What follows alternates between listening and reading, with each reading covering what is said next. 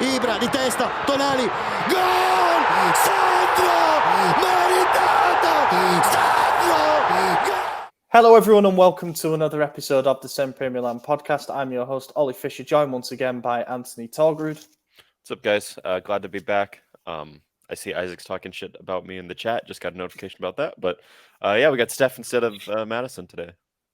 Yeah, it's quite relevant considering we're talking about rotations, aren't we, today? So yes, I am rotating for Maddie, and in this case, it will be the better player coming in.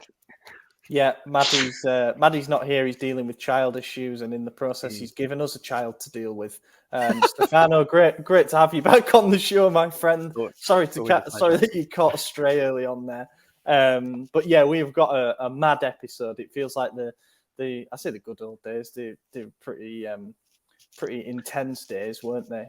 When we were doing 2 recaps and 2 previews, but that's exactly what we've got to do today. We've got 4 games to cover, including a couple in Champions League action, and then obviously a recap in the league and a preview in the league. And yeah, it's getting to the business end of the season now. There's plenty of emotion in the air about what's happened over the last week or so, understandably.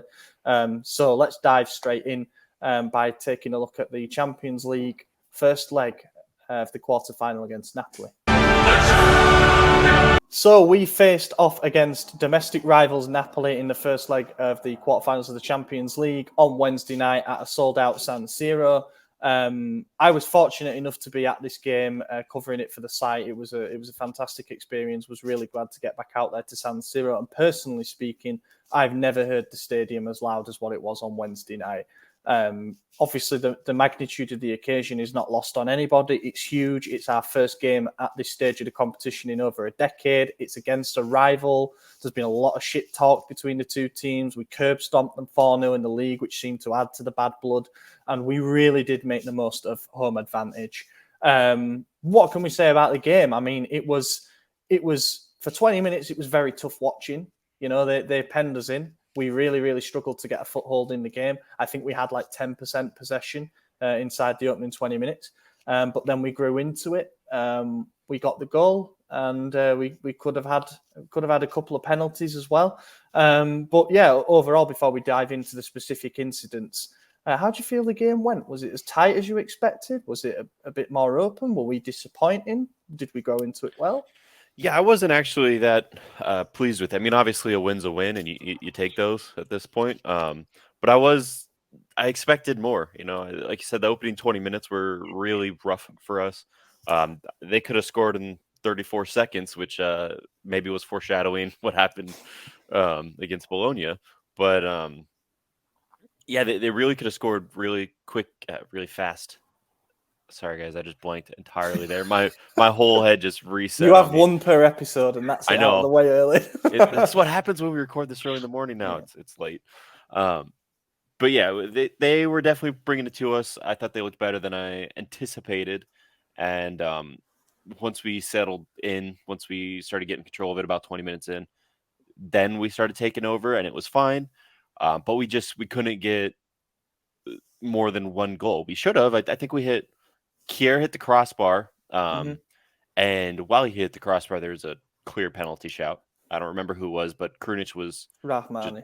Rahmani just threw Krunic to the ground, nowhere near the ball. I mean, it was obvious. Calabria said after the game that the referee told him and Di Lorenzo, whoever was captain for Napoli, that VAR just wasn't working. I don't know how that's allowed. You know, I feel like you got to fix that. It couldn't be too difficult to fix, but wasn't working, and then he got carded for asking about that, which is even crazier. As the captain, you're the only one who's allowed to talk, so I don't know what the carded was for. I mean, now he could be excluding words that he said that might have been offensive. I don't know, but yeah, it seems pretty crazy to get him carded. But good news, they have 2 suspensions going into this. Bad news, they got Osimhen back, so it'll be an interesting reverse fixture, but this is nowhere near done yet. Steph, you went Milan Club London for this, which I guess must have been pretty lively. Yeah, it was buzzing.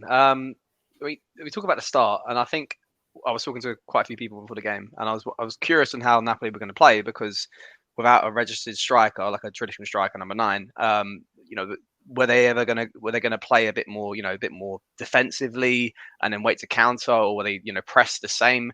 And I think we saw in that first 20 minutes of them probably not pressing as high up as they naturally would.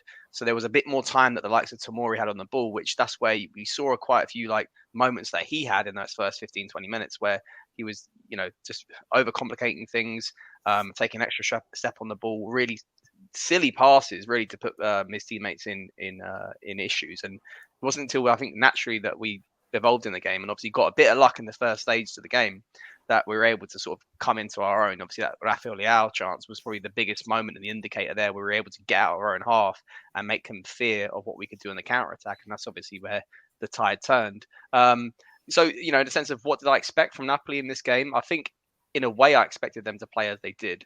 I don't think we can look at it overall and say, we should have scored a few more past them. I think equally they had a lot of chances, even down to 10 men. Di Lorenzo had a fantastic chance at the end of the game as well. I think a 1-0 result overall is great for us. It obviously could have been better, but I think it's also fair.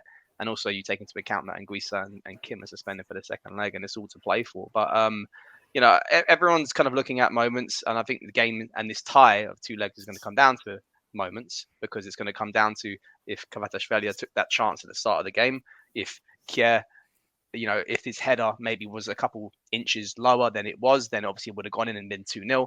These moments are going to define and potentially lead to the outcome of the overall game. But it's not something that we can sit here and go in hindsight, if Kjær scores that goal and it's 2-0 and they get that man sent off. It just doesn't work like that. It's going to happen as it happens, and whatever is the outcome at the end of the two legs is going to be the outcome. And it could be us going out, it could be us going through. But equally, I think I'm relatively happy over the first leg. We got another clean sheet.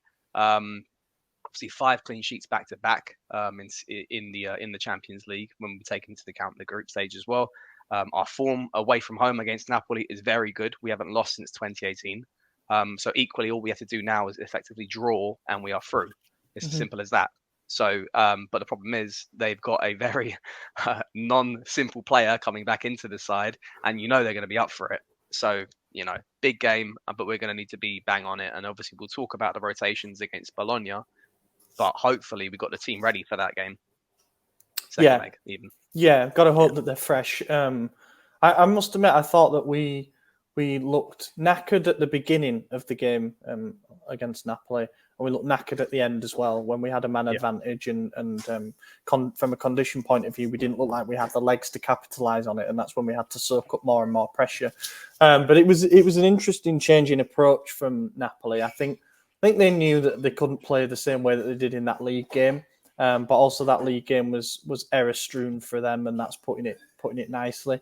They pressed, I would say, they pressed pretty hard, but as you said, Steph, not as hard as they normally do. And the key thing is they didn't push with all 3 midfielders. They had one man. Usually Lobotka stood quite a bit off. And I think they were hurt by the fact that we got through their lines so easily in the 4-0 game. So they went to sort of a hybrid and played a bit of a mid-block. But we steadied. We found our feet in the game. We turned two pass combinations into 5 and then into 10, and we grew steadily into it. And the moment that unlocked the game, really, for me, was that run from Rafa Leao. He picked up the ball in Milan's half down the left-hand side, and we know what he's capable of. We know that he can beat a man. We know that he can beat 2 men. We know that he can fashion a chance out of nothing.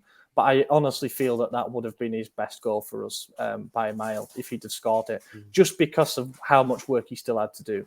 He was 80 yards from goal at least. He saw 2 men ahead of him, and yet he managed to surge between them both. And then he did a perfect job of running at such an angle where it looked like he was going to head for the middle of the goal. And Giroud is dragging his man over on the far side, and it creates just that bit of doubt for him to go through and drag that shot wide. From there, I think Napoli were a bit shit scared of what we were able to do once we got basically out of our own half. And then comes the Brahim turn. 10 yards inside our half, splits 2 men. He's on his way. He nearly fucked up his own counter-attack that he created with that pass that was well behind Leao, but a great bit of awareness by Leao to realise that he can hit it first time back across goal. And if there's ever any doubt about the role that Benacer was playing, would he be in a flat 3 or would he be further forward? He finds himself deep inside the box, ready to take on that shot. And he took his goal well. Yeah, I saw Liao was recorded for the assist, but if you watch the goal in slow-mo, you'll see Brahim actually gets another touch on it. It looks like he flicks it on, doesn't it? Yeah. Like yeah. It's just slight, and it doesn't change trajectory much, but he does get a touch.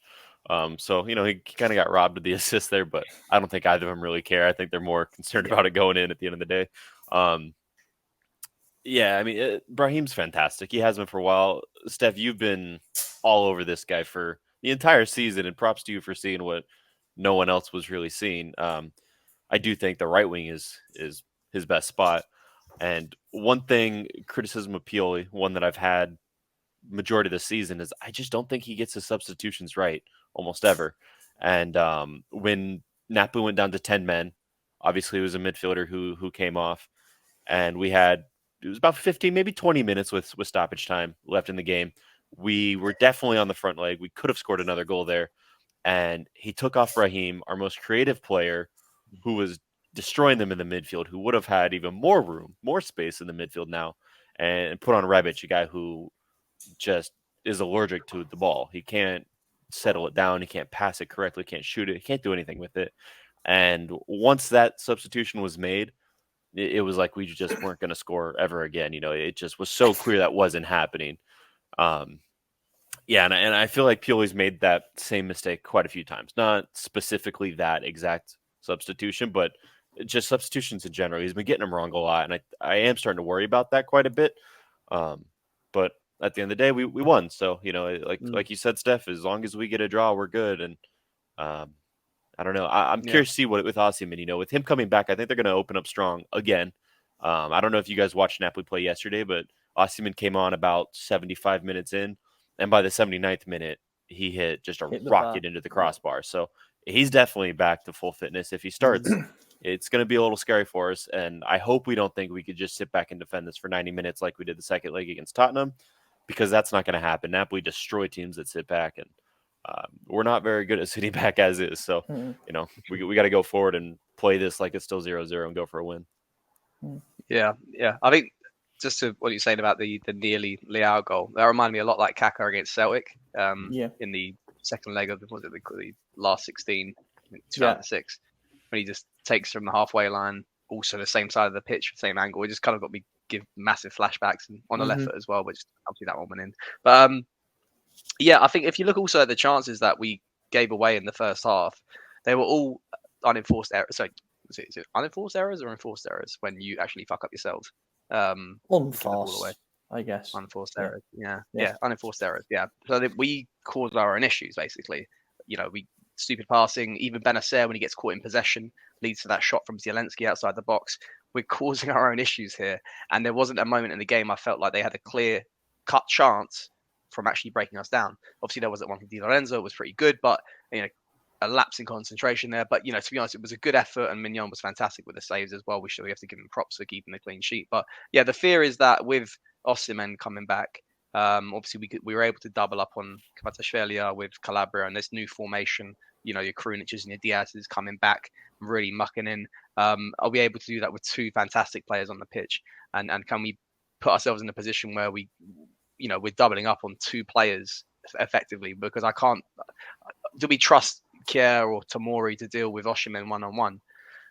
That's a big ask. That's like asking any defender to deal with Rafa Leao one-on-one. That's a big ask. But we haven't got another player other than Rafa. They've got two here that we need to potentially double up on. And can we do that? That's the big question mark for the second leg. But I do think the players that they're missing in Anguissa and Kim, I think there's something there to be got at, especially in midfield. They haven't got a midfielder that can match up Sandro Tonali physicality-wise on the press. Anguissa was that. It ain't going to be Lobotka. Zielinski's much more attack-minded, and then Ndombele hasn't got a defensive nature in his game. So I think we can get that with a little bit of sort of like counter-pressing or whatnot, but it's going to be a tough ask. But overall, first leg, relatively strong. I think it's the fair result. And we go again. I'm sure we'll move on to ratings and whatnot soon. With those replacements, it should be Ndombele and Juan Jesus who come in, right? Yeah. And Maybe I know Juan Ostergaard. Jesus. That's what I was going to say. I think maybe Ostergaard, because Juan Jesus is also a yellow away from suspension. And obviously, they're going to be playing with the intent of going to the next round. So they probably don't want another defender out, granted the backup. So, Yeah. I don't know. It might be Ostergaard. But regardless, I mean, Kim's their best defender. And with him gone, that's huge for us. We could attack that side. And I am worried, though, about the Osimhen Kvara link up. Like you said, we don't have two threats like that. We're starting to see it with Brahim, but the way they play when those two are together, it's night and day different than when they play without one. And it's because you have to double team one of them, and you can't double team both. So we'll see what happens. What is that? Oh, it's just an old message. Okay. I wanted to talk about the red card incident as well, because it threw me back to the second leg against Spurs when Romero made a stupid challenge early on in the second half that earned him a yellow card. And I think it was common knowledge at that point that if there's a brain dead enough player that's going to dive in again not that long after and pick up a second yellow card based on pure emotion, then it was Romero. And who was the man to draw that? Teo Hernandez. How did he draw it? He got a high boot when he was surging down the left-hand side. So what happened on Wednesday night?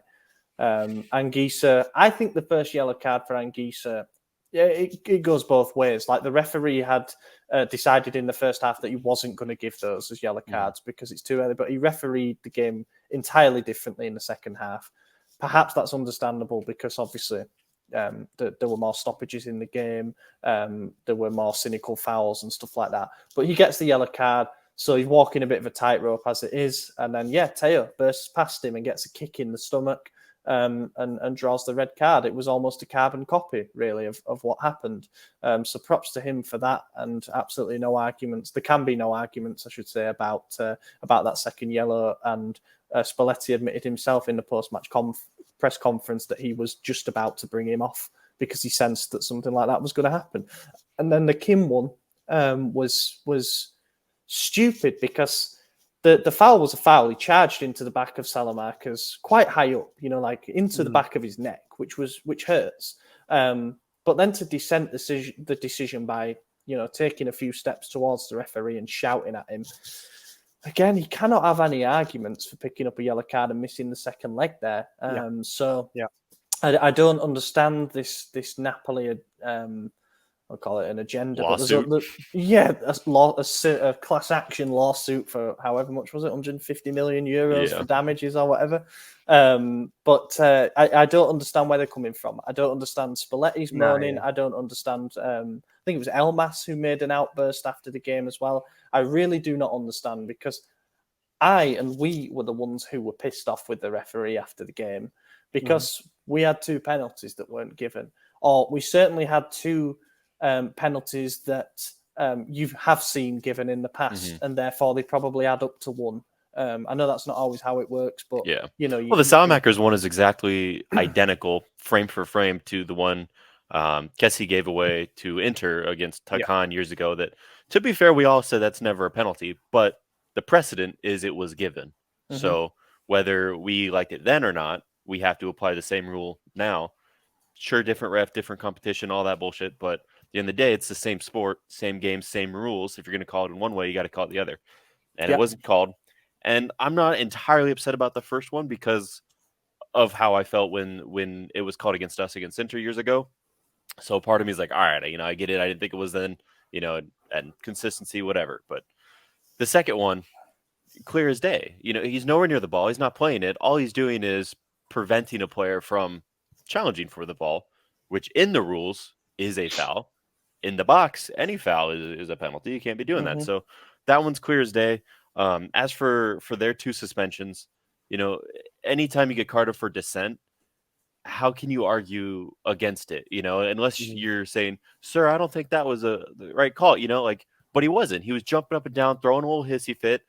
And we see that time and time again with players, no matter what you're saying, whether you're swearing or just having a hissy fit, you get carded for dissent. That's just how the game works. It has for tens and hundreds of years. We've always seen that. So they can't really complain about that. And when you're on a suspension already, or when you're yellow away, that's on you. That's a mental lapse. That's just frustration for not handling the rest of the game well enough. Yeah.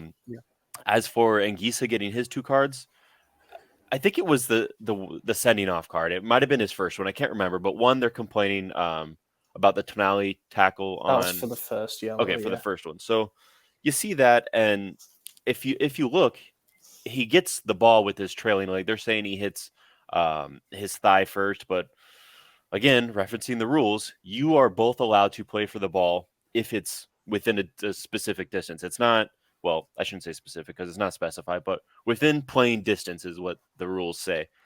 Obviously, it was because he gets a touch on the ball. It says nothing about contact first or after, but his studs aren't up. He's not high booting him. He's playing for the ball, completely fair challenge, and he gets it. And also, you can kind of see that Kvara runs into the thigh, not the other way around. But regardless, that's semantics. Doesn't matter whether that should have been called or not. You could argue either way. We've probably seen it both ways dozens of times. What we do see a million times, and what we always know, is when you think you had a foul against you, the other team gets the ball, and you're complaining, and then you immediately challenge to win that ball back, you're going to get called. We always see a retaliatory call. So what do you expect? And you always get carded for that as well. We've seen it as Milan fans against us a million times over. I'm sure they've seen it against them and other teams as well. It's just how the game goes, to keep control of the game. If a team's bitching about a non-call and then they go for a rough challenge immediately thereafter, hey, we're going to slow this down. I'm taking control of the game. That's what the ref does. Then the second one, there's some angles that they're trying to show where they're saying it doesn't hit the chest. Well, there's angles where it clearly does, and you can see that. But again, regardless, in the rules, a dangerous play, a high boot, does not need to touch the player's body. It's just if it puts them in a dangerous area. And as Teo is running forward in a full sprint, there's a leg there. It's going to hurt one or the other of them, and you can't do that. So that's also a fair yellow. You could argue that's a fair straight red as well. But, that's another argument. So, yeah, Napoli fans are crying because they're used to winning this season. They're not used to having things not go their way, and they're realizing that it's not all sunshine and roses at the top. Sometimes you get caught. So it is what it is. I think over. I think we're rent-free. They're idiots, man. The same. Look, I think not the fans are idiots. The fans are themselves. I'm not going to call them idiots because the players are idiots on the pitch. The Napoli players, and this actually gives us the most optimism. I feel like we've got through this. It's because we've seen it 2 games in a row now. They have not got their head for this moment. They lost their heads in the 4-0 loss, and they lost their heads between that 70th minute gap there. And you can look at moments in isolation and go, okay, how is that a second yellow? How is that a yellow? No, if you look at that 10-minute gap, all of their players were screaming. They were losing their heads. They were completely gone. And they have no leg to stand on to say as if like, oh, they didn't deserve what they got in those moments. Kim shouting at the referee after clearly taking out Salamakers isn't going to help the situation. And Guisa on a yellow, 2 minutes afterwards, literally goes for the ball, knowing that Tail's coming in. He saw him. If you watch the replay, he sees him. He looks to the left. One of the players who can draw the best fouls in world football is coming straight for that ball, and you want to put your leg in there like an idiot. That's like doing that with like Cuadrado, Barella, Dybala. These players are going to catch you out, and then you're gone. Like sayonara. He did it to Bakayoko years ago when we beat him 3-1 in the wherever it was, Maradona, I think it was called back then. But yeah, Taylor's got it in his locker, and it's not our problem if he's going to utilize that. It's your problem because you're a fool. We fell for it. So that's the reason. So semi kind of rant off AJ's rant is that I honestly think I've got such hope that the longer that game and we're still leading it and they get frustrated and their fans are in the crowd booing and jeering and we slow the tempo down because we love to do things like that, we're going to get at them mentally. That's the best way I feel like we can beat them. And we draw them out and we let them, and that's when they start overcommitting. And Rafa's there or Brahim's there on the break and we catch them out. That's the biggest hope I've got. But overall, they ain't got a leg to stand on. He's complaining. It's typical mentality. Spalletti's a little fucking moaning bitch as well. No, they're just bums, man. He's a bum coach. He's still complaining about it now. He's complaining about Rafa trying to he didn't get booked because he kicked our own bloody Lionel flag after his chance on goal. To be fair, if you were to be booked for that, I would have no arguments. I don't know. I think that's fucking stupid, man. He did it last time. He complained at half time because he celebrated after scoring a goal. But he's got what's his problem? He's got a problem with Rafa because he's got hair. Like, I don't know. He does it every time. Like, how many times we've said it? It's not easy to get under. It's not difficult to get under Spalletti's skin. Even when everything is going for them this season, everything. They're runaway league leaders, and fair enough, deservedly so. Maldini even said it himself. He was like, "What more do you want? You're going to win the league." They got themselves to a Champions League quarter-final, probably in a position that they would want, having the home leg second as well. And still they moan, and this victim mentality will probably come unstuck at some point. I really hope that it's against us, and if it's not against us, then I really hope that it isn't against Inter. I hope that they get through to the final then. But here we are, man. We've got a league. Just last thing on that, they're probably one of the most likable sides if you watch them how they play football, but they're one of the most unlikable sides the way they complain. I know we can sit here and say every fan base is the same. Every fan base is the same. This is literally their players doing that. Because when we had players out injured and when we were getting, that goal against Spezia, remember that goal we didn't get with the Messias one? It wasn't purely coming after the pitch going like, like it's all the world against us. We just got on with it.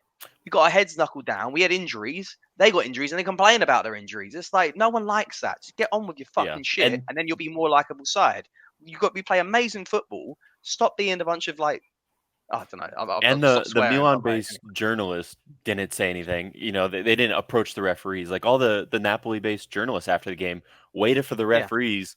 Bad game. Like, shut up. Vergogna. You're at shouting work. Shameful at him and stuff. I mean, that is Napoli had to officially apologize for that.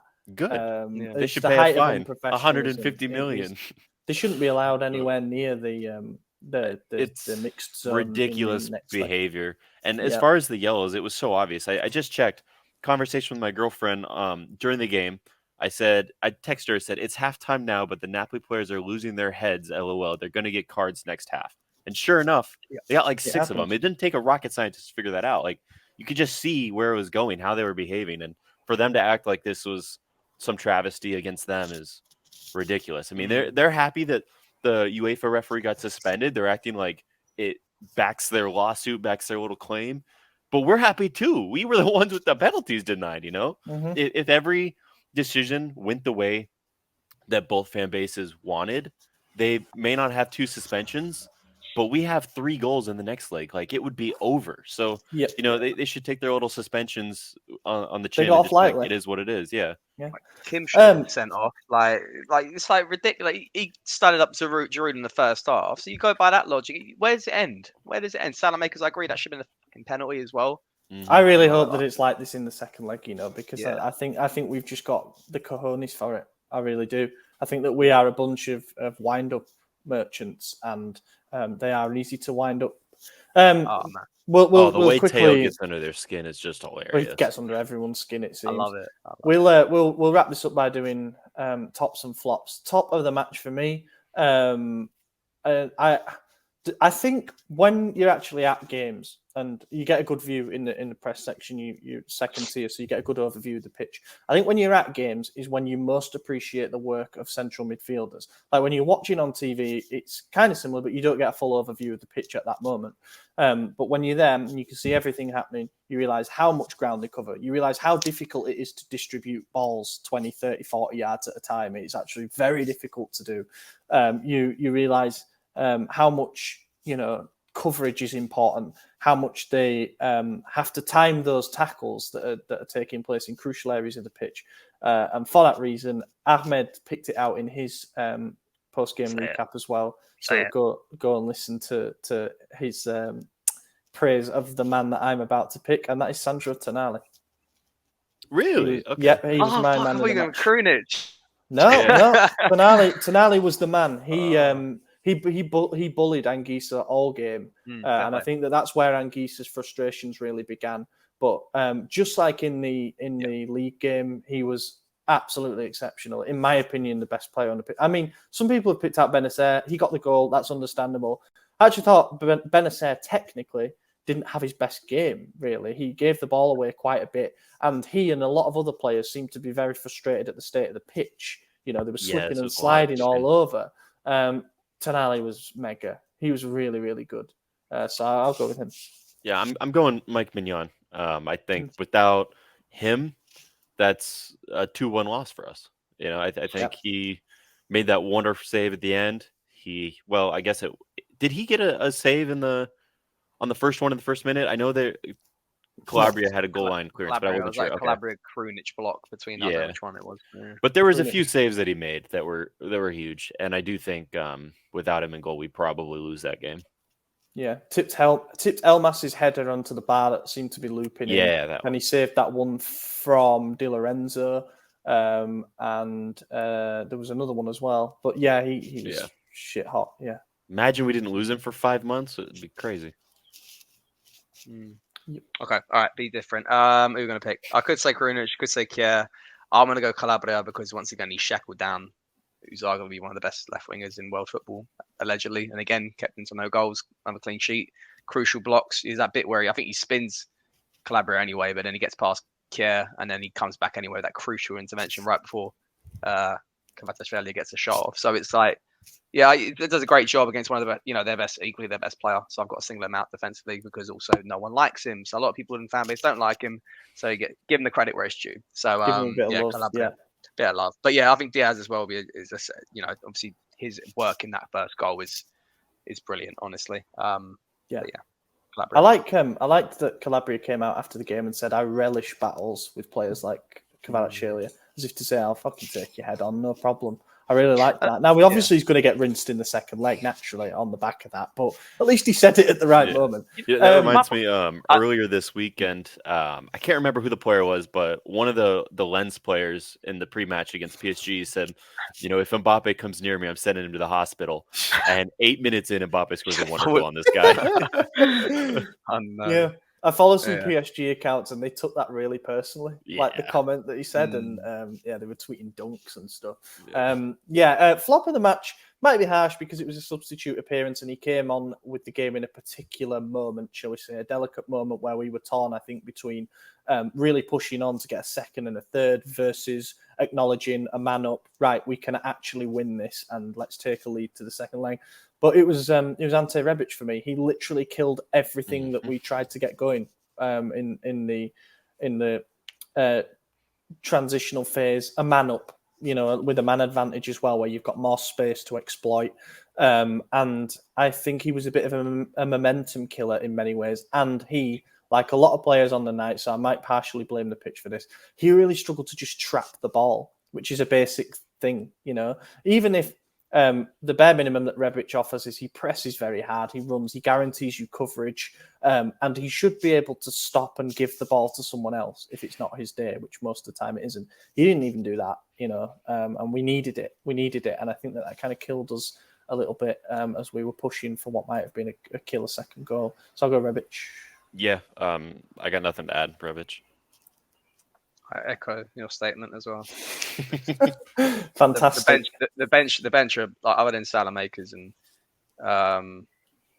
let's say Kalulu, and obviously a few younger players. But like, we're gonna come onto it, man. That attack, we got nothing coming off the bench. They're a bunch of bums, man, and that includes the young lad as well. But anyway, let's get the better. Yes. The jury's starting to come out for him, sadly. Yeah, just a bit. Let's move on to the preview then. We figure it makes sense to do the preview off the back of this. Obviously, we've touched on elements of this already, the suspensions and the potential selection decisions for us. But what I want to start with is the obvious one. Kier was rested for the Bologna game, which we will come on to, but there was no physical problem. It was just part of workload management, which is always worrying given that he's 34 or not 44, like he really has to manage his workload that much. But so that was the decision. He wasn't there in Bologna, but we do have a fully fit and available squad, at least from the Champions League squad list to pick from. What are you doing with the starting 11? Can we do the same thing with the same starting 11 for the third time in a row? Pioli said we couldn't photocopy the performance in Naples for the first leg. Are we going to try and re-photocopy it at the Maradona, or are you making some changes to the lineup? Yeah, I'm keeping it the same. I mean, you just won 2 straight on them. I think over the 3 legs, we have an aggregate score of 6-2 in our favor. So I definitely wouldn't change anything. I would keep it exactly as is. We see how frustrated they get with this lineup. Do I think they're going to come out stronger with a better lineup with Osimhen and give us more trouble? Yeah, of course. But at the end of the day, this lineup has created a 5-0 goal line against them over 2 legs.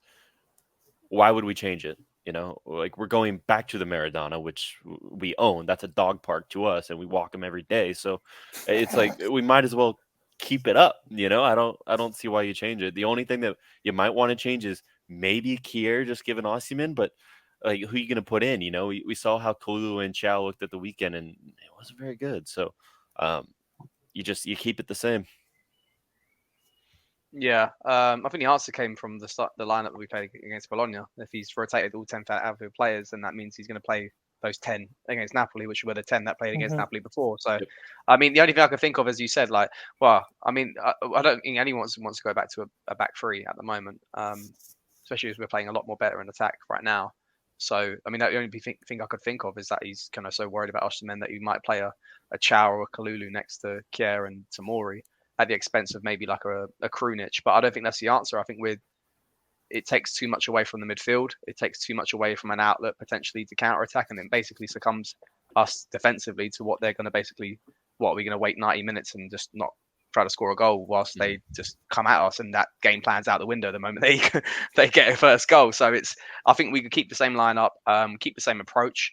Obviously, you have to work on a few things like unenforced errors, as got that word right now, and hope for the best. Obviously, we'll need a lot of luck. We'll need obviously the ref, not making mistakes. It's going to come down to small, minute details. But this is what we're in. This is what the quarterfinals is all about. This is what Champions League is all about.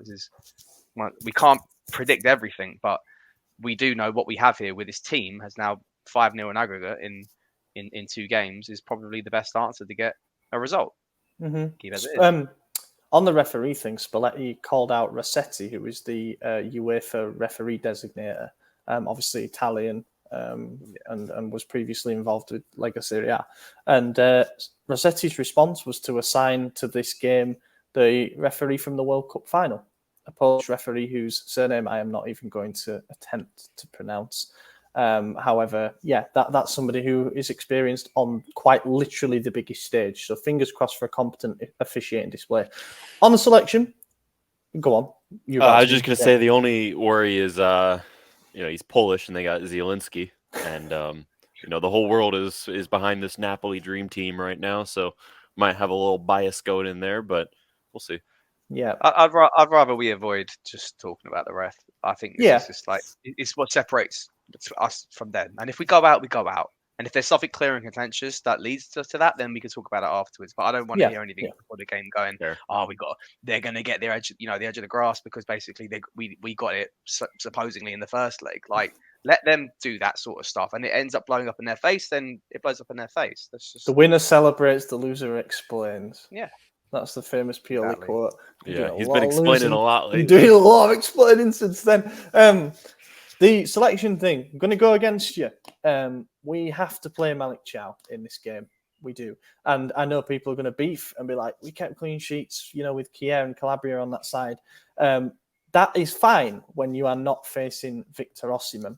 Victor Osimhen against Kier or Tomori, depending who he chooses to come up against, is a mismatch. Aerially, physically. Kier is 34 now. He got left out of the last game because he's old, apparently. That's quite literally the reason. And we're supposed to think that he can stop the most informed striker in Europe. Or Tomori, who has been quite shaky this season, as we know. Osimhen is a massive threat in the air. I think he scored 8 headers this season. Something like that. Yeah, something around that. Threat from set pieces, but, just generally, Kvara is going to look for Osimhen. We need height. We need the physicality. And I would play Chow for this. I hope that if he does pick the same back four and he does pick the same starting 11, that I am wrong and that Kier does a fantastic job, obviously. But I can just see it being a bit of a mismatch, those two players on the right side on paper against Kvara and Osimhen. I think it's better to be proactive than reactive, and be 2-0 down at half-time because Osimhen's had an absolute field day against Kier. As I say, if he does pick the same lineup, I hope to be wrong on that. I guess we do predictions then. You go first. All right. I don't think we're getting away with the clean sheet. I think the two on the right are just going to combine too strong, and it's going to pull our players in a way that they haven't been pulled in the last 2 legs against them. Last 3, honestly, because Osimhen wasn't in the first one, was he? Yeah, I can't remember. Yeah, I know we've played like. Simeone. Okay. Yeah. I think they're going to get a goal. I think we'll also get a goal. I don't think either team's going to win it. I think this will be a 1-1 draw. As long as we don't give up another stupid penalty to give them the lead, we'll be able to hold into a 1-1. 2-2, because you stole my 1-1. 2-2. uh, I think we draw. I think Rafa scores. I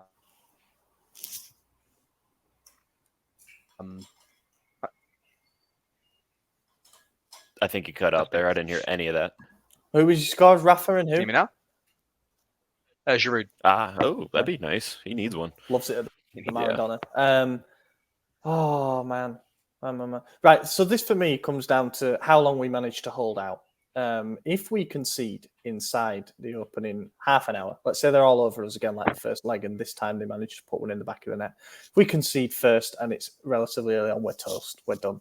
I don't think we'll be able to stop the momentum, to be totally honest. They put teams to the sword when they're on top. I am worried about that possibility. I think that's the most likely possibility as well at this stage. This is a massive test for us. Like even without Osimhen in the first leg, they could say they deserve to draw on the balance of play. Obviously, this is a slightly different game for us in terms of approach. I'll be annoyed if we're as naive as we were in the first half against Spurs, where we just thought we can game manage. We've got the players to technically, pass the ball around, and because we can't do that, unfortunately, we're just not good enough. So I think it's going to be fascinating to see how we approach this, and I fully expect us to be going for a goal. The goal that could essentially put the tie beyond them.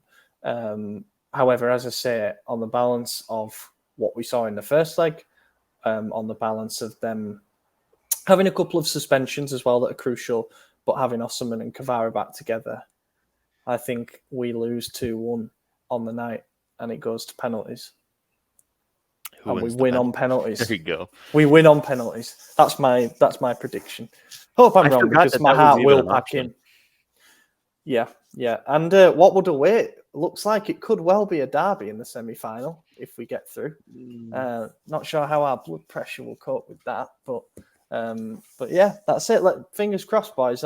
This is it. We're stood unto the breach, as it were, and let's hope that we can take a massive step forward.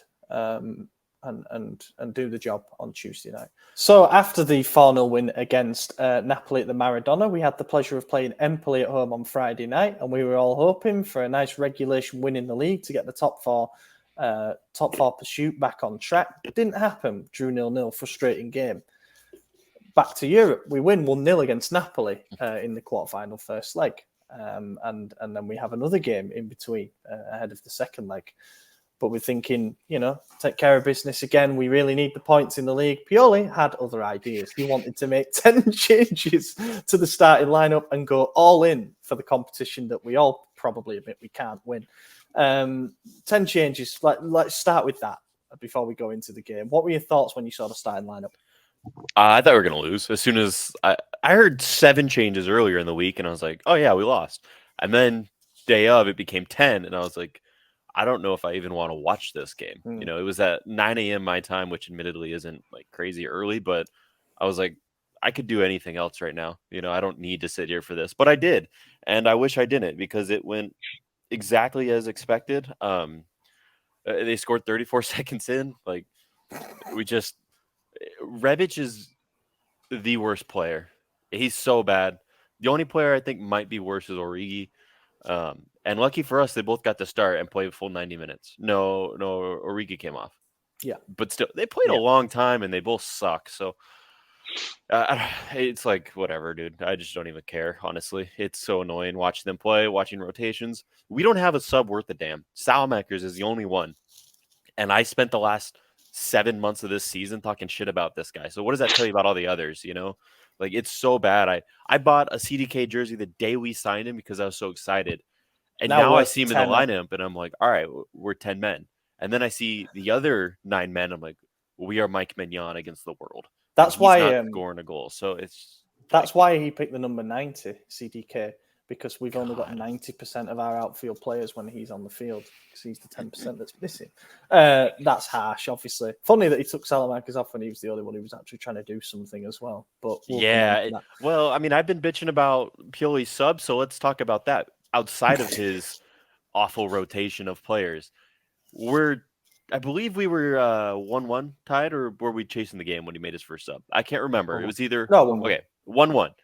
His idea when we're chasing a game against Bologna, that at this point we don't know that Inter's about to lose their 11th game of the season. We could only assume they're playing Monza. They're about to get a win finally because they can't win shit. So we need to win to maintain our top 4 spot, which is ultimately more important than the Champions League. Because let's be real, we're not beating United or Real Madrid or City. We're not beating them. We're not going to win, so we're not going to qualify if we don't get top 4. So you're chasing this game and you take off your right back for another right back? Like, what? It made no sense. And then the final sub was a center back for a center back. Like, I don't know. It didn't was show hobbling, any to be onus. fair. That was an injury. We didn't make any change to the midfield. Our midfield was god awful. We didn't do any. We let Pobega play a full 90 and Vronx play a full 90, and everyone wanted to see Vronx, myself included. Well, we know why he's not playing now, and I don't want to see him again, not for a while. Like, it's someone else talk. All right, let me talk about this. All right, I did actually record your video, but my voice was so fucked yesterday I couldn't even try to edit it. It was so bad. And then obviously the end of the game happened. I did speak about in it. I was talking about we're relying on Inter dropping points, and once again they did drop points. Look, firstly, he subbed off Florenzi because he was just got on the booking and he looked fucking fucked, man. I used the F word twice in a row, but he looked like lagged.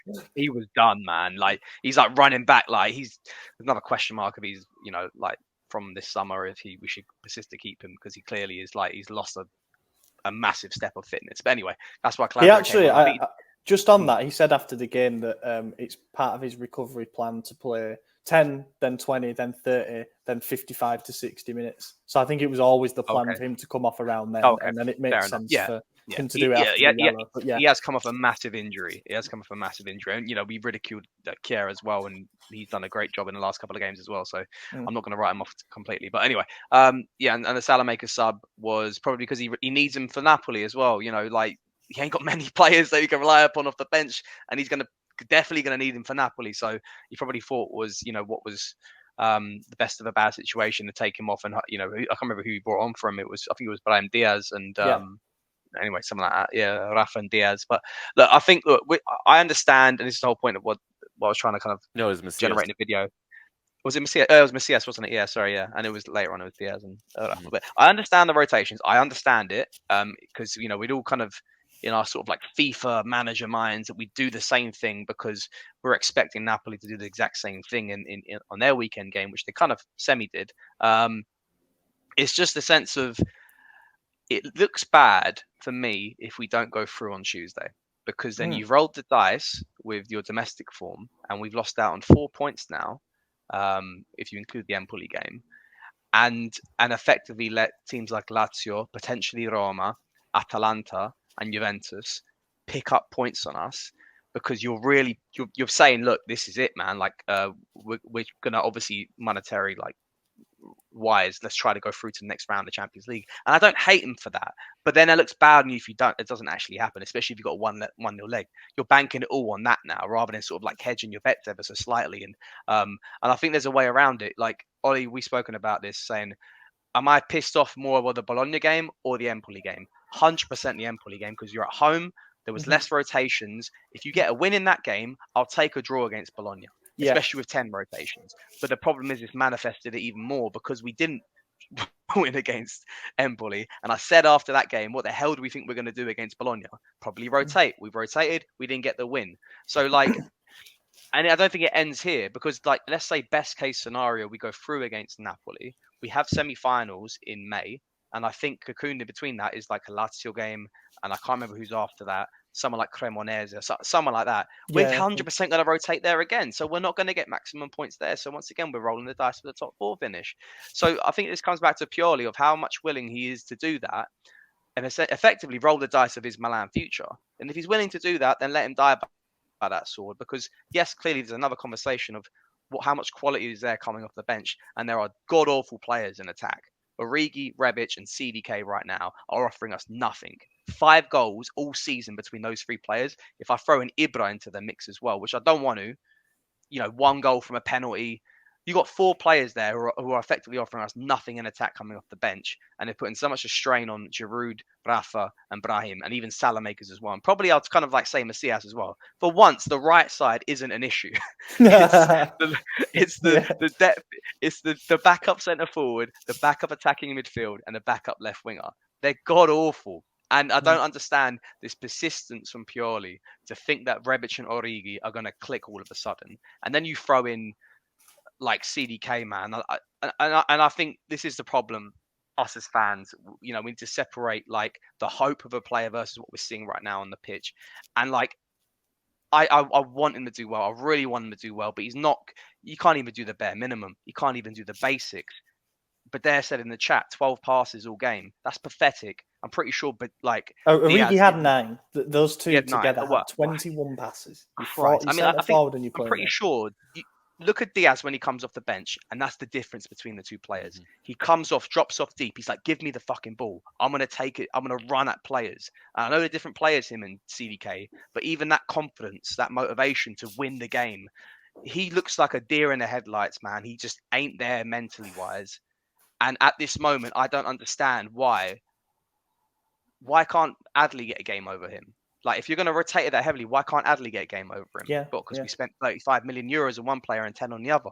I'm sure Adley would probably give us a much more better output, much more hustle, much more creativity than what we're seeing right now from CDK, which is very, very sad. But anyway, Bologna wasn't a bad game overall. The rotations aside, I think we played relatively well.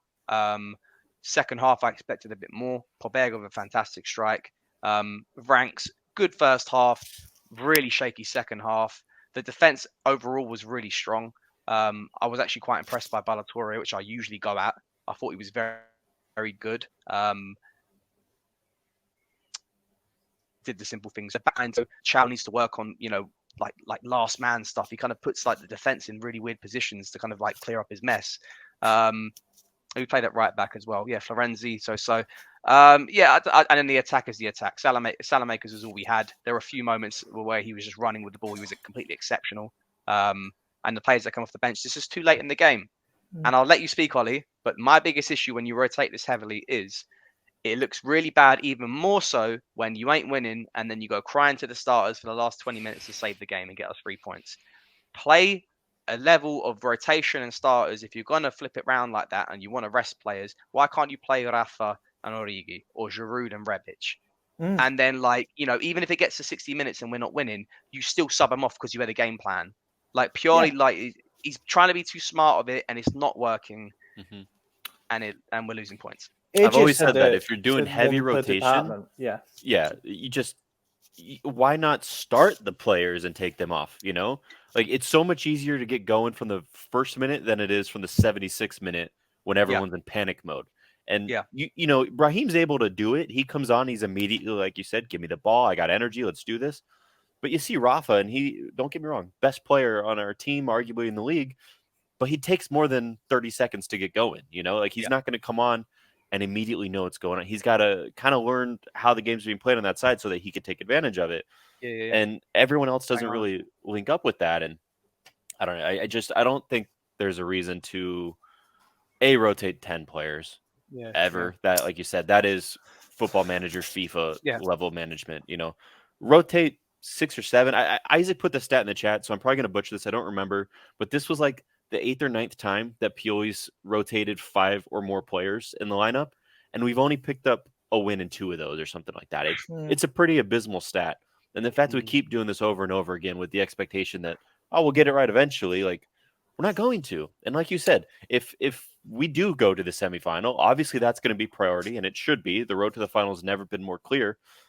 But we play Lazio 2 days before that first leg. Lazio's in second place by a margin. They're high flying right now. We might rotate. If we just played that Bologna 11 versus Lazio, oh my God, we're going to lose 6-0, 7-0. It's going to be a nightmare. No, So I don't know. The last time that any Milan side rotated as many players as we did for the Bologna game was 20 years ago in 2002-03. Carlo Ancelotti changed all 11 outfield players for the last league game of the season against Piacenza because a few days after that we had the Champions League final against Juve at Old Trafford. So fair dues is what it is. We'd done everything that we could in the league. Yeah, and there was nothing to fight for in the league. It was over. Like, we couldn't climb, we couldn't drop any further positions. What happened yesterday was everything coming to a head over the course of the season. Like, this problem with Pioli's lack of utilisation of the resources that he's had over the course of the season, it all manifested into what you saw yesterday. I mean, the minutes that the backup options have played this season highlight just how bad the management has really been. As a caveat to this, people say, well, he sees these players in training and he's obviously not willing to trust them. That might be true. You know, in the big games, he is not willing to trust these reserve options. We all acknowledge that. He's got his protagonists. He's got his players that he likes. However, you cannot go through a season with 11, 12, 13 players. You have to use your squad. It's up to you as a manager, and this is a big part of the reason you earn your money, to utilise the resources that you have available to the best of your ability, and he hasn't done it all season. Florenzi, Chiao and Balotore together have exactly half the amount of minutes across the course of this season as Teo Hernandez has played on his own. 1,506 to 3,001. So it's pretty much exactly half. Franks and Pobega are on 1,037 minutes. Tonali on his own is on 3,106. Rebic and Origi do not even come close to the amount of minutes that have been played by Olivier Giroud this season, who is going to be 37 years old this year. Pioli has come out in the media repeatedly and said, I have 22 starters. That's what he said. I don't see starters. I don't see absolute starters. I just see, a squad full of starting level players. Then fucking act like it then. Exactly. You know what I mean? Like, exactly. I'm sick to death of the protectionism. Like, I've seen people genuinely praise the notion that he made 10 changes yesterday. Genuinely. People say he's got to prioritise the Champions League quarterfinal second leg. We want to be in the fucking Champions League next season, don't we? That'd be nice, wouldn't it? It's like going to a casino with £100. Instead of putting like 50 on red, where you've got a decent chance of doing it, and then 50 on a number, he's put all €100 on one number, thinking, we might do it. We're not winning the Champions League. Why are you betting the house on it? What are you doing? Like, it is baffling logic because, as you say, presuming we get through, the exact same thing's going to happen against Lazio, who are currently a top four rival. By that point, they probably won't be. They'll probably be 12 points ahead or something. I don't get it. I really don't get it. I think that this is the culmination of a massive problem that he's had all season with not using the players at his disposal in the right moments. Those players have suffered a massive drop in confidence as a result. CDK completed 12 out of 12 passes yesterday. I would urge everybody to just think about how problematic that is. People think, well, 100% pass accuracy. It means he tried fuck all. It means every single one of his passes was a safe pass. A number 10 for Milan cannot hibernate like that. It's unacceptable. Divock Origi touched the ball something like fucking 12 times. Like, what are we doing? He's getting paid €4 million a year to just stand there and watch.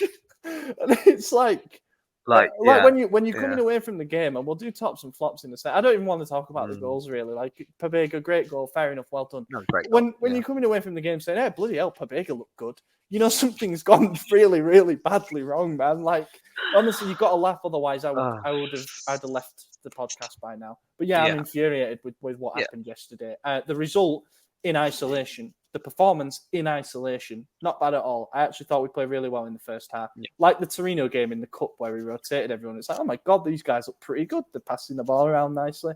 But then when you factor it into the context, more drop points, failure to capitalise on the drop points of rivals and failure to manage resources, it looks horrendous. And Pioli's fully on trial for that. He's in the dock at the moment for something like that. To add on that, I'm glad I managed to. I was bubbling away while you two were talking there. Because you're bang on. It's not the performance, and it's like there was hard work there, and you can see that. But it's more of like things that frustrate me. It brings it back to the summer that we had and the non-existent winter That's what I market was that we going had, to say. which was what pathetic signings at the moment. Like, yeah, if some might say, okay, when you spend how much we spent nothing on Origi, obviously the high wages that we paid for him, and CDK as well. You know, we spent a lot of money on him. You know, relying on Rebic. We're not really investing in the attack, basically, is what we're saying, other than probably CDK, which was a wild card signing, and it still needs a lot of time to understand if it's actually right. What do you expect? But at the same time, you're right. When you're not building up confidence because you're so heavily reliant on the starting 11 or maybe starting 13 players, what do you expect? They're going to just click all of a sudden? Like, there's also some sort of accountability that needs to go to the coach as well. If you think this is what's right, and that's what I said. If you're willing to roll the dice like that, then roll your dice with your Milan future. And if he's looking at the fixture list, the remaining 8 games, going, okay, you know what, I had to do that, and if we get a point here, then fair enough, and we can somehow get 3 points, yeah, like, and then we'll make up the points as the rest of the season goes on. Then roll the dice happily. But you could have been in a position where you're not just having to go, oh, or phew, at least Inter like lost tonight, at least Atalanta drew today. Like, no, you could have been taking advantage of that and making the end of the season that much more comfortable. But okay, you know what? Fair enough. You didn't play Rafa. He didn't. Maybe got injured. Like, it's just, I don't know. I've never understood this, man. I think just like as we've said, play some of your best players at the start of the game. Look to kill the game off. Have a game plan in mind rather than just shit the bed in the last 20 minutes throwing your starters. Because once again, like, imagine these players come off the pitch like CDK 70th minute. Like, he's just like, fuck up. Like, this is fucked. Like, this situation. Like, I can't.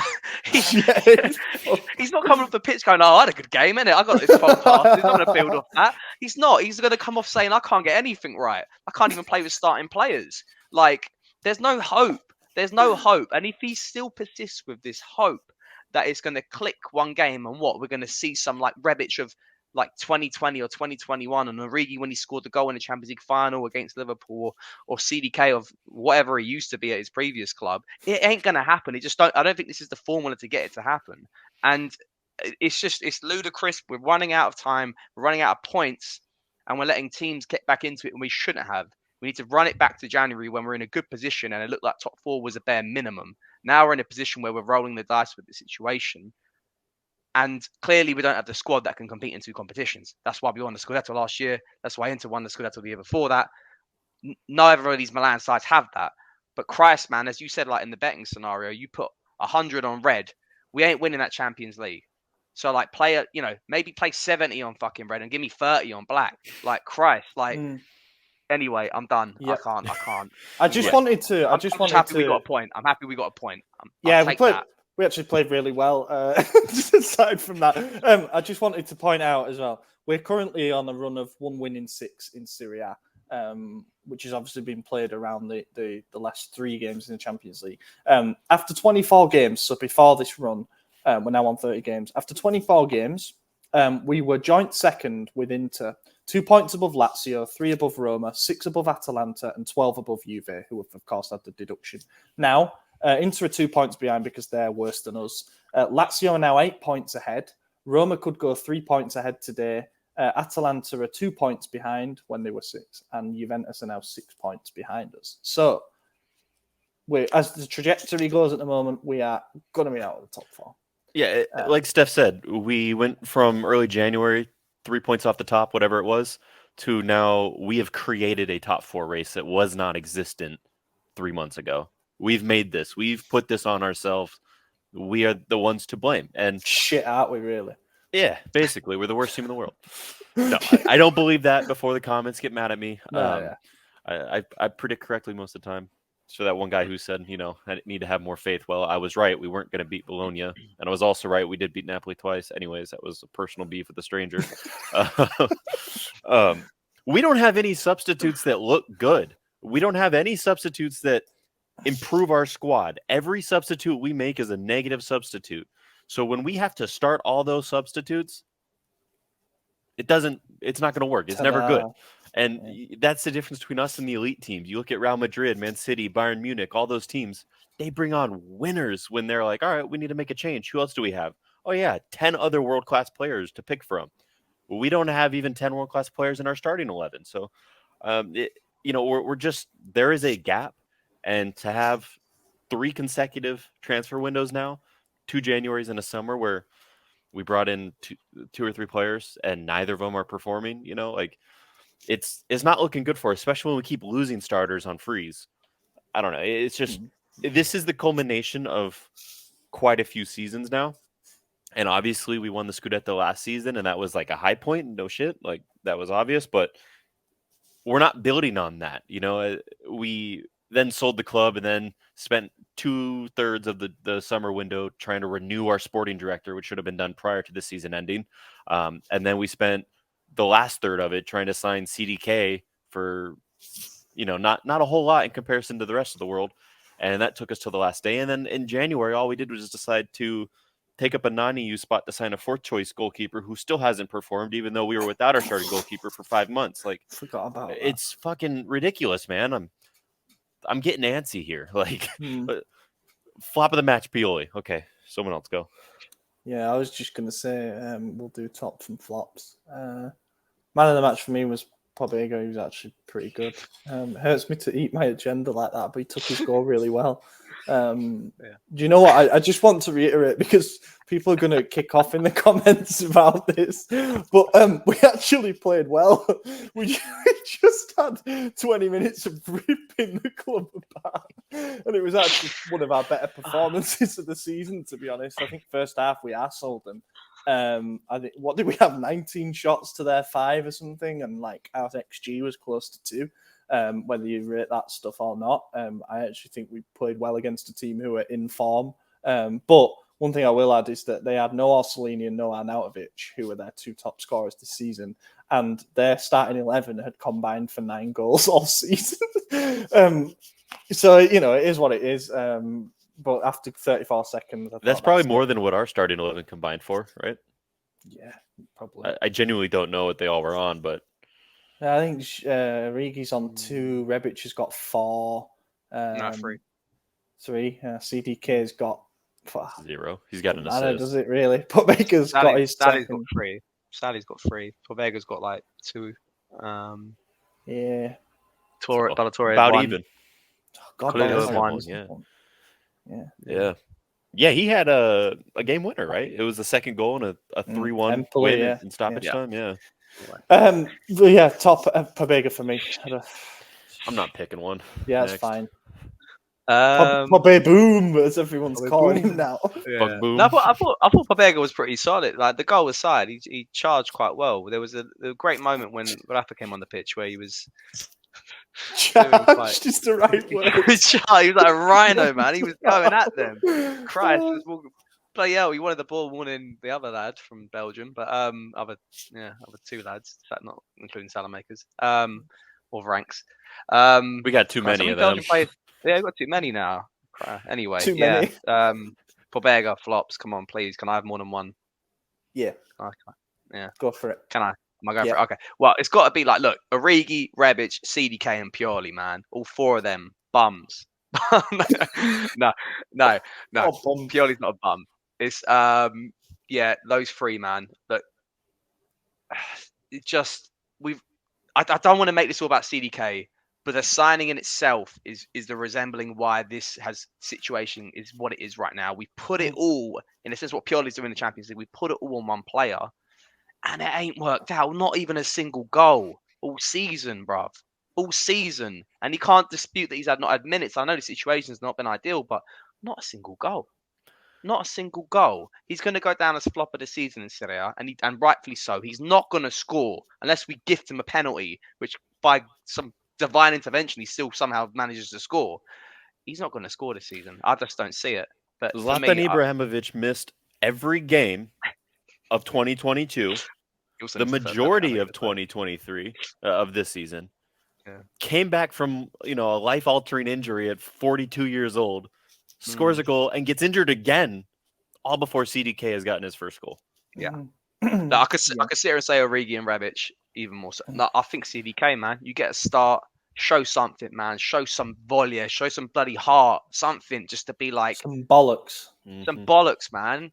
I wouldn't even care. His ones ain't dropped yet. He's too young. Bloody hell, like Christ, he ain't got. he just doesn't give me.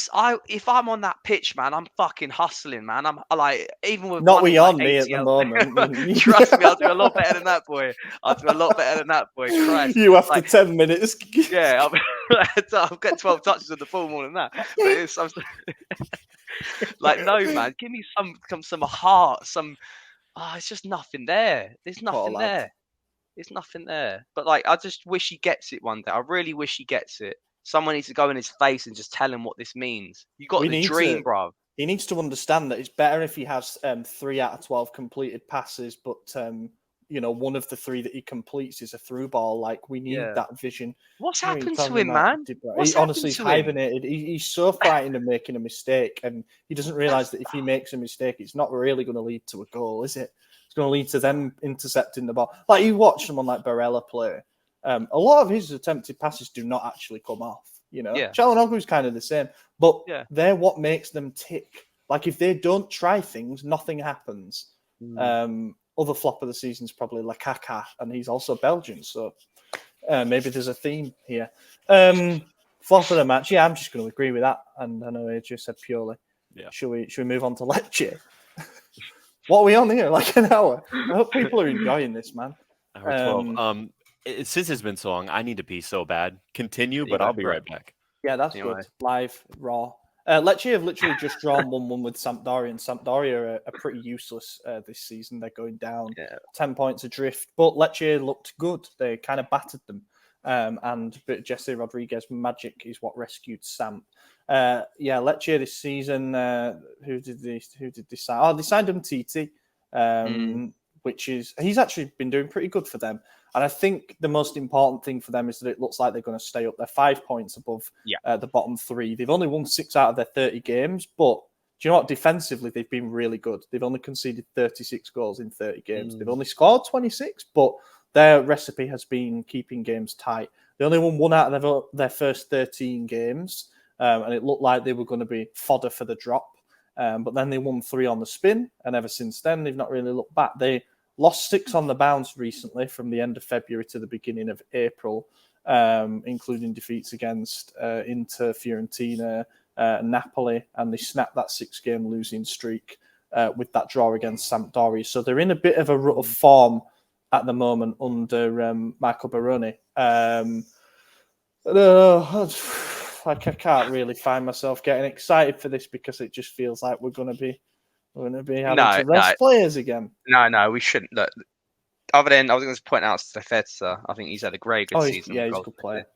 Di Francesco was always a little bit of a problem too. But at home, we played Tuesday night. This game's Sunday at 5 o'clock. The next game after that isn't until Saturday against Roma away. No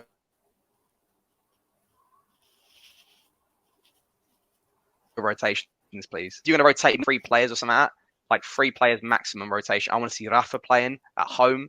Like, people are paying good money at San Siro to see these games, man, towards the end of the season. They do not want to see Rebic in the starting lineup. They do not want to see Origi in the starting lineup. Keep them clowns on the bench and let them rot on the bench at the end of the season unless we have to play them. And I said this in the group chat as well. Lecce, Roma, Cremonese, next 3 games, I want to see 9 points. I want to see starting 11s. We need to be getting points on the board, because if Pioli's plan was to rotate so we can get through that little patch there to get through against Napoli, then I want to see starting 11s, regardless of what happens against Napoli. Look, if we lose against Napoli and we go out, then starting 11s anyway, because we might as well, because nothing else to play for. But even if we go through, starting 11s the next 3 games, and that includes this Lecce game, that includes 3 points. Let's make it easy for us. Let's get an emphatic win if we can. It will be a difficult game, because most teams that come to us at San Siro, who are bottom 10, are going to sit back and wait for the counter. But we got to put on a show for these fans that come to see these Serie A home games, because right now it's no winning 6 is very sad. And it makes, even like me, if I want to buy a ticket for a game, man, like if I pick a random game like this and I got to see this crap coming off, stats on the bench, I'll be pissed off, man. I said this to the Empoli game. How pissed off would you be, other than the fact that maybe you went there for the weekend and you saw them play midweek against Napoli? How pissed off would you be? You bought a ticket and you're seeing Origi and Rebic start a game of football, man. Not a chance. Not a chance, man. I'd be demanding a refund straight away. Yeah. No, that's honestly Starting that is the 11, we win reality this I'm one facing. easy. I'm scared. Easy. Go ahead. Sorry, I cut you off. Yeah, the Lazio one. No, that's fine. No, I'm done, man. I'm done. Yeah, the Lazio as well. I agree. If we start, but that's in the future. I'm not talking about that anymore, man. I don't want to hear rotations unless it's me versus Maddie. But yeah, Oh man.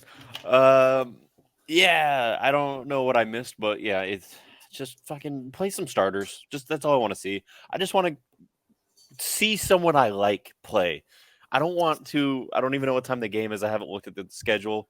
My mind's been really distant from that because it's been so shit every time we have a league game. But whatever day we play, I want to wake up that morning. I want to see the lineup and be like, cool, we have a chance, or cool, we have 3 players I like playing.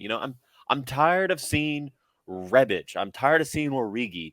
These guys combined for a ball allergy. That's all they're afraid to touch the ball. Origi has never seen the ball come near him in his life. Every time it goes by, he's like, holy shit, what was that? Like, he's confused. And then you got Rebic, he's like, oh, you're 3 yards away from me. Let me boot it as hard as I fucking can right past your face so no one gets the ball. And, like, if Origi is about to receive a ball, if Origi's about to pass a ball, expect a throw-in. Expect a goal kick for the other team. Don't expect anything positive. And if I have to see him start one more game, I might uninstall the Paramount app. I might just not watch it. So yeah, don't start them. We might get a win. This might be our last podcast because if we rotate against Lecce and don't win, that'll be it. I'll probably liquidate the site, to be honest. There's no point carrying on after that. Predictions, I don't know. I think 1-1 or something.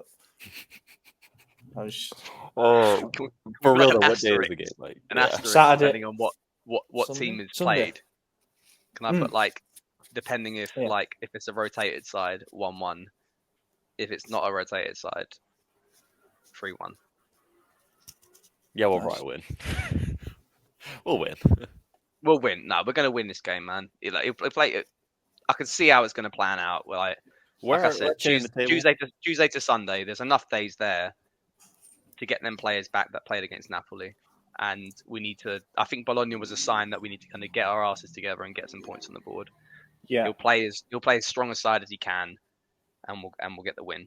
As you say, we need to win these next 3 in the league now, especially with what a win over Roma would mean. I actually feel more confident about that Roma game than anything else because it's like another team that's going to have a go at us, Yeah.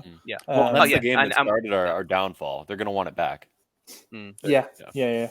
We know starting 11, we can beat any side in this league. We have and we can. And we'll go to that game and we'll beat them. We've got great form against them. I've got confidence in that. But it's these smaller sides where we take the piss with the rotations where we always get stung. But I think we'll beat Lecce. We'll beat Lecce. Lorenzo Colombo winner. Luckily, all 5 of the games that aren't against top 4 competition that we have left are against teams in the very bottom half. Lecce, Cremonese, Sampdoria. That worries me. That worries me, man. Well, you got Udinese who have nothing to play for and just decided to stuff us on that one Saturday night. like Hellas Verona, Sampdoria. You just know what's going to happen, man. 10 men behind the ball, and it's just like Christ thrown on Origi last minute to save. I just wanted to I want to quickly round up by reading out a couple of the questions, and then we really will end it. Celtics Army, one of your lot, Steph, asks, how is Rebic a professional footballer? About the Celtics win last night, actually, in the playoffs. But yeah. How did they win? Abhijit Mohan, second thing. Do you have any theories / gossip on the fall of Rebic from being a monster and the darling of Milan Twitter to what we saw this year? Injuries. Yeah, I think on a serious note, he apparently suffers from chronic back pain, and that is why he has missed games, and it throws off everything else in terms of he's had muscle problems in his legs because once your back's out, it throws everything else off. And I think he's really struggling with that, to be honest. I don't think he looks 100%, but also it doesn't help when he can't control a football. That makes it quite tough to defend. is CDK like hiding on his back? Hence why like he's got this back pain. He needs somewhere to carry hide him in through games, perform. so he hides in his back. Little Anyway, hermit. yeah. Charles the Hermit Lara. Raja asks, just one question really. What on earth has Adley done to Pioli to so routinely ignore him? He made 10 changes yesterday and couldn't find a place for him. I call BS when Pioli says that he's not ready. Adley has to have called him Baldy. I was going to say it's hair related. He's got too much hair. He asked if he could borrow. Nah, fuck that. You can't be coming in looking like Sideshow Bob. Like, no, skinhead Rebic, get out there because you're like me. Hey, that means I can get some minutes. Yeah, you'd be better than Rebic. Yeah, no, We'll I don't know. It baffles me why I can't get a game. Or well, I'm sorry that we weren't able to touch on more questions, but for once, I am justified in saying that I'm conscious of time. Hope you've enjoyed the way that this hour and a half in. Yeah, whatever. I hope you've enjoyed the way that this episode has unravelled from like some actual analysis of games to just a slanging match aimed at the squad. But it's the way it's got to go sometimes, you know. We're both happy with what we're doing, but we're also at our wits' end. So here we are. I've been your host, Ollie Fisher. You can find me on Twitter at Ollie Fisher AJ. Yeah, Togert45, and I'll probably be here next week too. Steph. That's it. I don't have it.